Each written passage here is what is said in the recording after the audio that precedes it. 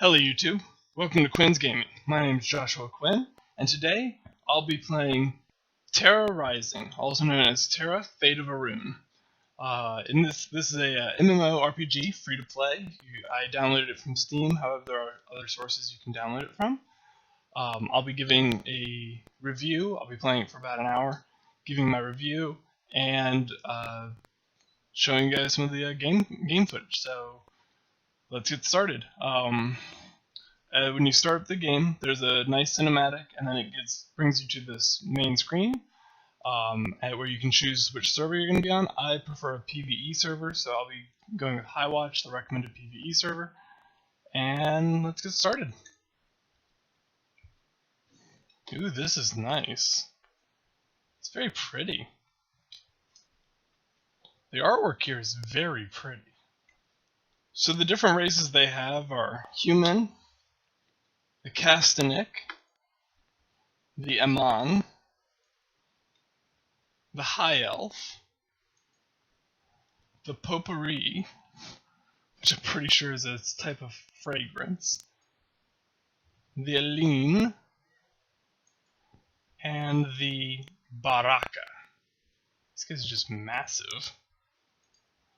So the Castanik is the one that looks most interesting to me. I like the elfish style without being too overdone.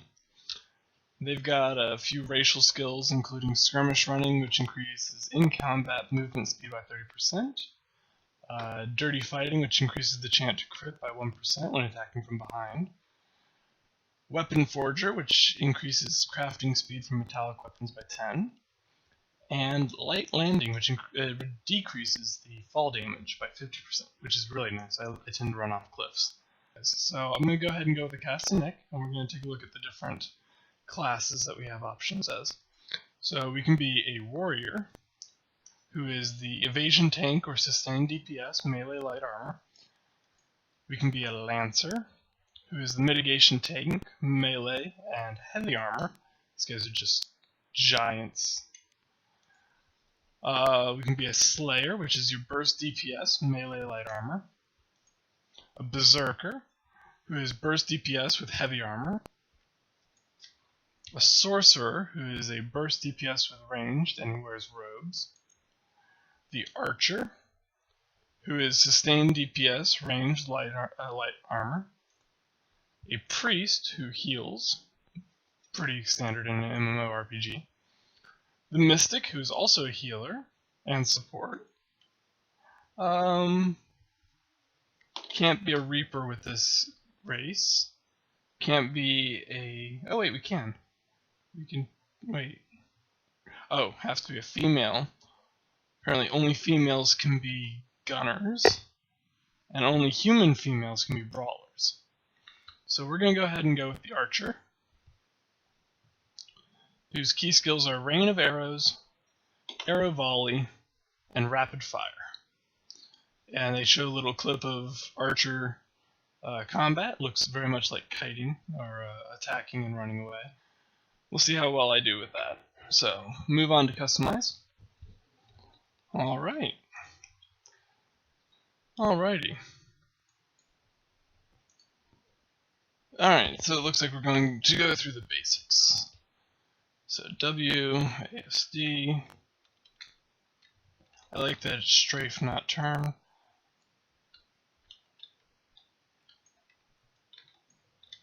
I have not gotten these down yet.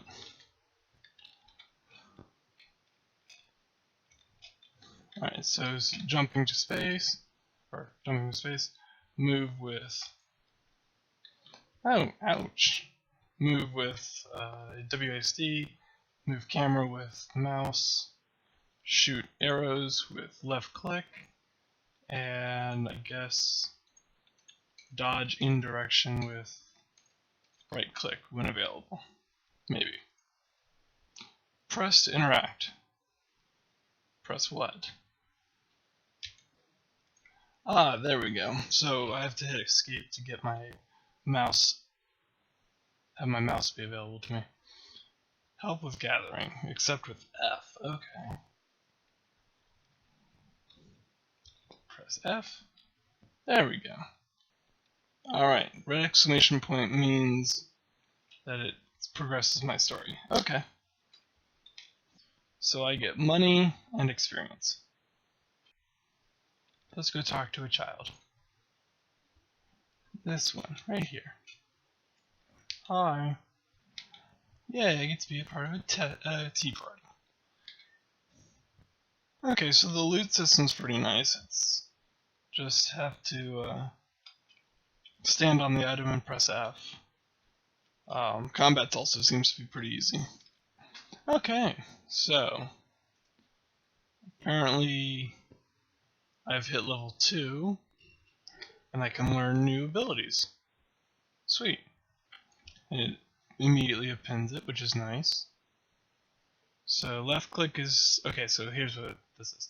Left click to shoot an arrow, right click to backstep, and skirmish running if I hit equal sign. Okay, I guess. Personalized greeting. Okay, so that's all I've got for now. Alright, new item to equip, so I'd open up your inventory. Got some armor runes, but so it looks like I've got a new bow, which is called the Gnarled Messenger. The item level's the same, but the attack modifier is up by 1, and the impact modifier is up by 1. Otherwise, it's the same item. So, we'll go ahead and use it.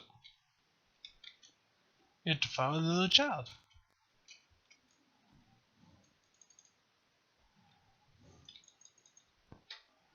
I'm not so used to this combat. I do like the red markers to indicate where they're going to attack, but learning how to do this is going to take a little bit of getting used to. Alright. Penetrating arrow. Let's go ahead and learn that. And that allows us what? Charge up the arrow's damage by holding the skill button, and then shoot the arrow at up to 8 targets in an 18-meter line by releasing the button. Okay. About arrow volley, press the skill button once, mouse over to lock on to up to 5 targets. Okay. And then press the skill button again or left click. Sounds good. So I should have read that before I was starting to use it. I'll probably come in handy. Alright, so combat definitely takes some getting used to. But it's a very nice flow for a game, and I do like the non-tab targeting style of combat, even if it will take me some time to get used to. I do like that they have the map in like the middle of the screen. It's just I keep forgetting it's there because they've got the little radar mini-map at the top right. Here we go. Leveling is really fast. Like I've already hit level 6 now. So I do like that. Slow trap. Okay, cool. So I'm gonna get traps too. Alright, new skill. Arrow volley gets to go up. And close quarters. Alright, level 10. Let's take a look at what we get. Breakaway bolt. Breakaway bolt. Shoot an explosive arrow that damages targets within 4 meters and step backwards. Okay. Kind of like the penetrating shot where I get to step backwards as well. So, it looks like there's points you can use. Point costs 3 for upgrading penetrating arrow. Not sure. Okay, so the exploding arrow is like at my feet, so it's also close combat.